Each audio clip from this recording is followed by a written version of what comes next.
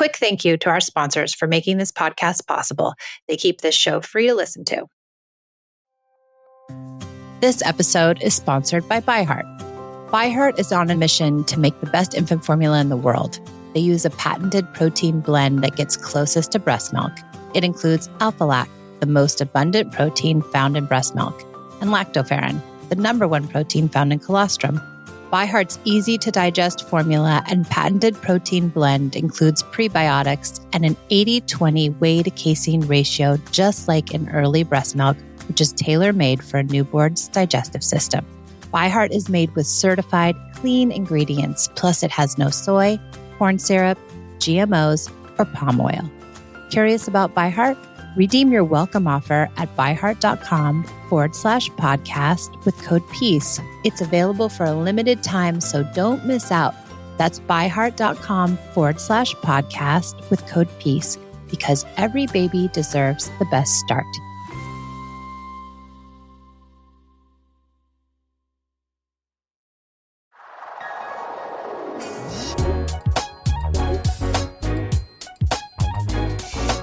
Thanks for joining me on the Peace and Parenting podcast. I'm so glad you're here. Welcome back to the Peace and Parenting podcast. I'm Michelle, and I'm so glad you're here. I want to read a little review from Apple from one of our listeners who says, "This podcast has truly helped me so much in my parenting. Michelle's parenting style supports a beautiful relationship with our children, and it's confirmed in the behavior my kids elicit. Parenting is about giving love and support to our children and also to ourselves. That's exactly what this podcast supports us in doing." Thank you so much for leaving this lovely review. I appreciate it, and I really appreciate everyone who does. I want to talk about a post that I had on Instagram last week where I cited some research from the University of Ohio, and they did a report that wanted to find out the most important factor in a child's success, meaning if a child is successful in life, what is the most important factor? Not the only factor, but the most important factor. And what this research says is that the most important factor is the mom's happiness, or the primary caretaker's happiness. And it also cites that 90% of the time it's the mom that is the primary caretaker. So it is said that if the mother is happy, that's the number one factor in determining whether a child will be successful. Now, is it the only factor? No, absolutely not.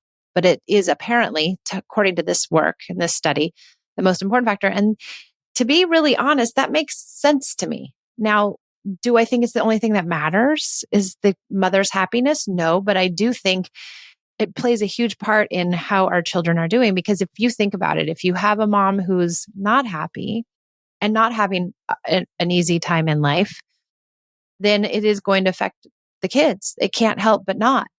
Now, does that mean that happiness needs to be measured in an everyday regimen, in an everyday litmus test? Do we have to be happy every single day? Does it mean that we can never have hard moments, that we can never show our emotions, that we can never go through moments of turmoil? No, that's totally unrealistic. That's not what the research is saying. That's not what I'm saying. What I'm saying and what the research says is that overall, if a mom has a happy demeanor and is happy in life in general, over the span of this relationship, which is, who knows, 50 years or more, will the child say, yeah, my mom was happy. She was pretty happy. And mostly in those formative years, 0 to 18, was my mom happy? Did we have a happy house? Or was it dark and depressive? Was it hard and tumultuous? Was it full of lots of yelling? Was it full of anger? Was it full of abuse? And of course, if a parent is doing well, the children are going to do well. But there are many other factors, right? The dad matters. Yes, it matters if there's a dad there or not. Is it the most important factor? No, but it matters. It matters if the dad is the primary caretaker. It matters if the mom is there in their lives. But also research tells us that children only need one well-adjusted adult to do well in this world. They don't necessarily need two. And so this research confirms that we need one well-adjusted person to do well in this world. but it doesn't mean it has to look perfectly.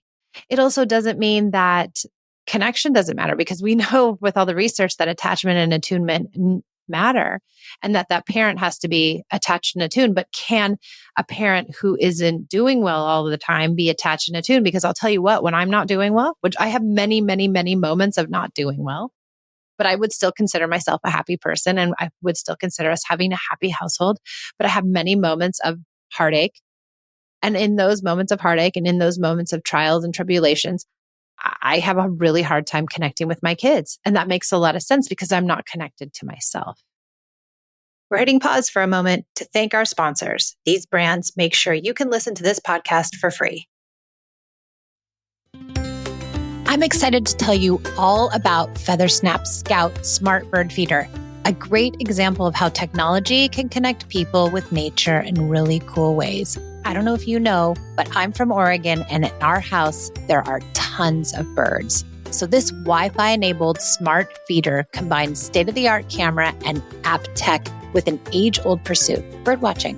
The feeder includes a high-end camera that captures crisp 4-megapixel photos and 1080p video of your feathered visitors. Then use the FeatherSnap app expert-trained AI identification model to nail down the species and categories the birds you see. I cannot wait to get the bald eagle on this camera. Tech that truly helps you tune into the world around you.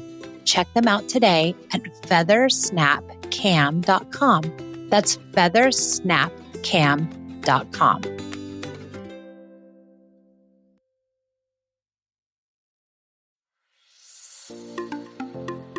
Weeknight dinners always get me down. Trying to figure out a nutritious and delicious meal for my girls is such a chore. But with Knorr sides and bouillon, you can create amazing dinners with little to no effort. It's not a secret that we all love combo meals from our favorite fast food restaurants. They're delicious and affordable.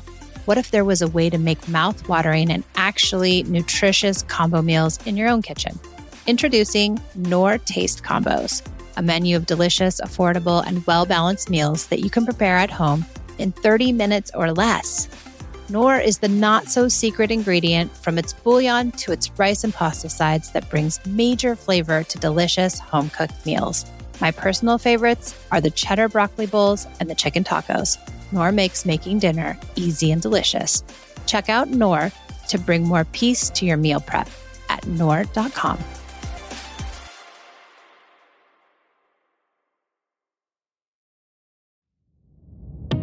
You going through menopause or perimenopause, it can be a struggle to find comfort in our bodies. Do you experience hot flashes and low mood like I do? Now I use Hormone Harmony. Happy Mammoth, the company that created Hormone Harmony, is dedicated to making women's lives easier. And that means using only science-backed ingredients that have been proven to work for women. They make no compromise when it comes to quality, and it shows. Hormone Harmony contains science-backed herbal extracts called adaptogens. Now, here's the beauty about adaptogens. They help the body adapt to stressors, like chaotic hormonal changes that happen naturally throughout a woman's life. Hormone Harmony isn't just for menopause. Any woman with symptoms of hormonal imbalances can take it. And the biggest benefit? Feeling like myself again. That's what women mention over and over in their reviews, and there are over 17,000 reviews for Hormone Harmony. For a limited time, you can get 15% off your entire first order at happymammoth.com. Just use the code PEACE at checkout. That's happymammoth.com and use the code PEACE for 15% off today.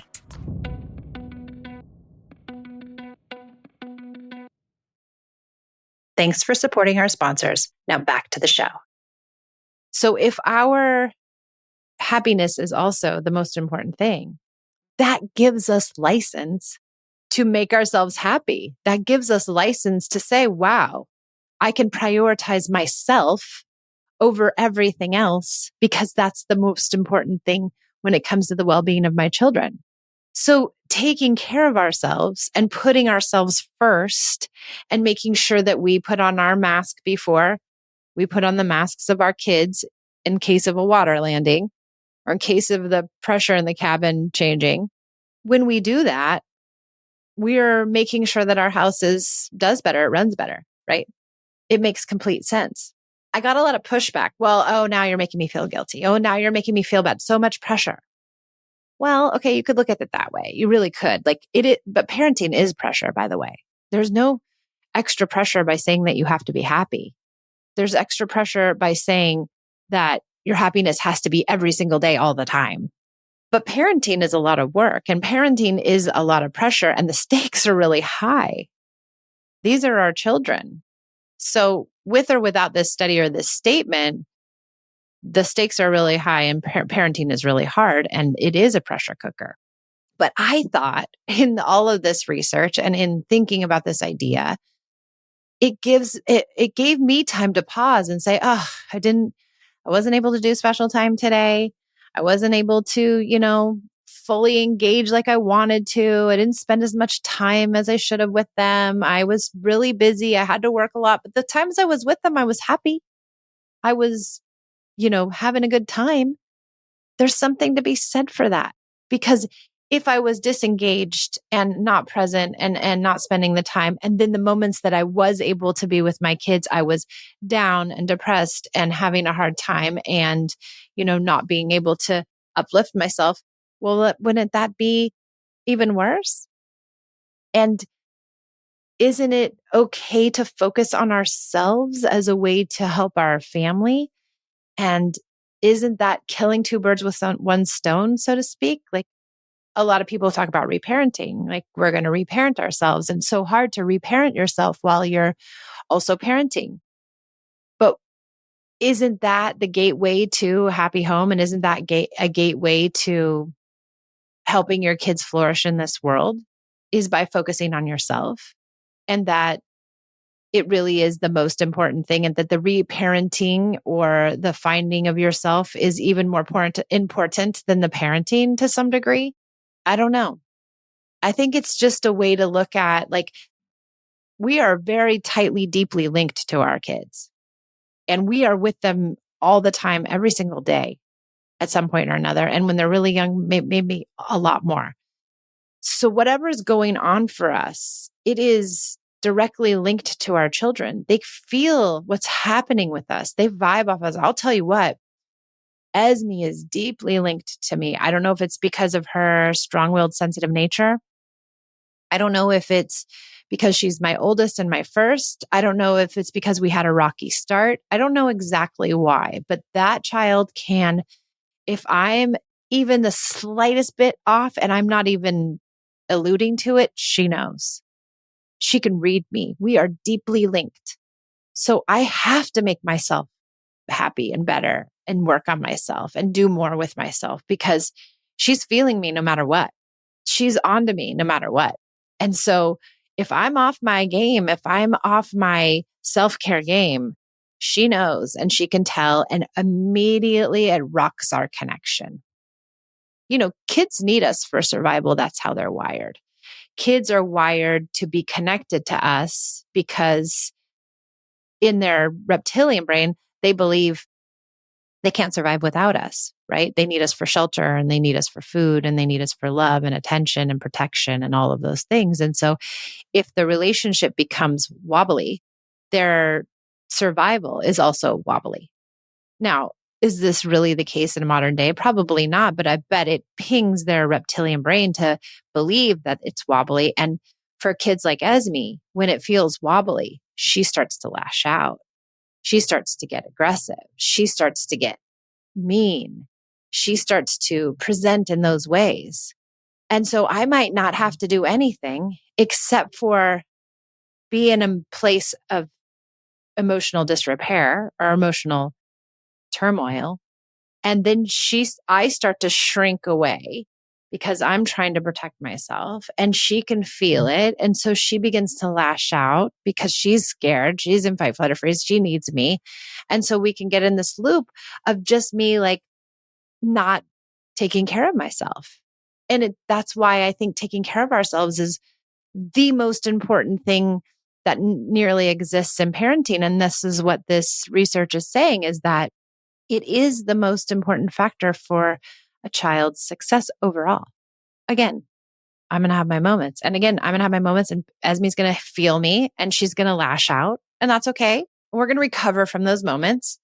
But I hope I have more moments of being able to be connected to her than I have moments of being disconnected from her. But we're never going to do it perfectly. We're always going to have disconnected moments. We're always going to have unhappy times. But the other research says that you only have to do it right 35% of the time. So if you are happy 35% of the time, then you're already succeeding. I would probably say most of us are happy more than that. We're not looking for perfection. We're not even looking for, ideals. I think this whole idea is to plant the seed that we need to take care of ourselves and we want to take care of ourselves to take care of our families. But that also doesn't look perfectly, and that there'll be really hard moments, but that we also can come out of those hard moments and have happiness. Life can be happy. We don't need to be worried that, we can't get all the listening tools perfectly, that we're not doing special time enough, that we, can't listen to all the feelings. We're not doing empathy the way we want to.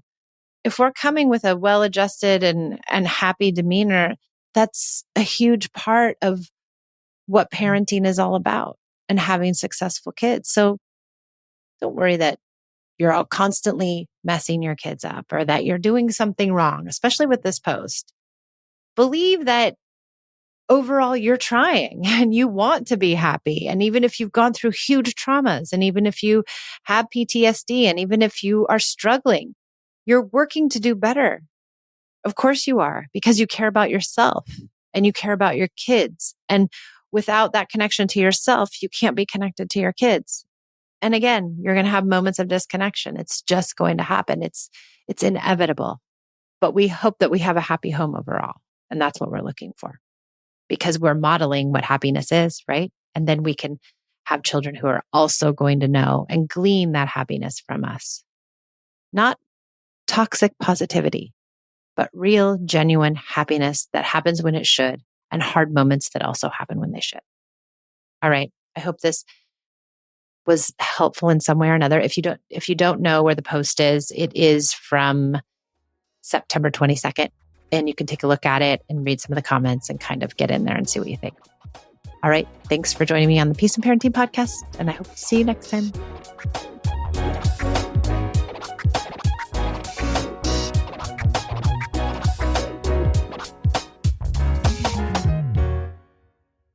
When you think about businesses that are selling through the roof, like Aloe or Allbirds or Skims, sure, you think about a great product, a cool brand, and brilliant marketing. But an often overlooked secret is actually the businesses behind the business, making selling simple. For millions of businesses, that business is Shopify. Nobody does selling better than Shopify, home of the #1 checkout on the planet. And the not-so-secret secret? With Shop Pay, that boosts conversions up to 50%, meaning way less carts going abandoned and way more sales going.